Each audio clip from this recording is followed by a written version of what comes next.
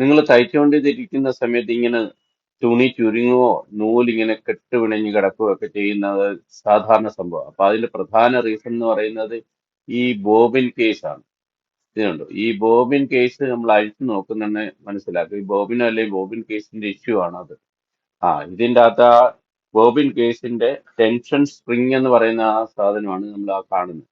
അത് കണ്ടോ, അത് അവിടുന്ന് പുറത്ത് പോന്നിട്ട് അതിങ്ങനെ ബൾജ് ആയിരിക്കുവാണ്. അപ്പൊ അതിന് ബെൻഡ് ആയിരിക്കുന്നതുകൊണ്ടാണ് ഈ നൂല് ഇങ്ങനെ കെട്ടുപിണഞ്ഞു വരുന്നത്. അത് ശരിയാക്കത്തോളം കാലം ഒരിക്കലും നമ്മൾ തയ്ക്കുന്നുണ്ടെ ശരിയാകത്തില്ല. അപ്പൊ അത് ആ ബെൻഡ് ഒന്ന് പ്ലെയർ വെച്ചിട്ട് ശരിയായ രീതിയിലൊന്ന് നൂ നൂത്തിട്ട് ആ സ്പ്രിങ് അതിന്റെ അകത്തോട്ട് കയറ്റിയിട്ട് ആ ടെൻഷൻ സ്ക്രൂവും കൂടി ഇട്ട് കൊടുക്കണം. ഇപ്പൊ സംഗതി നമ്മുടെ പ്രോബ്ലം സോൾവ് ആയിട്ടുണ്ട്. ഇനി അത് ഇട്ട് കഴിഞ്ഞാൽ സംഗതി ശരിയാവും.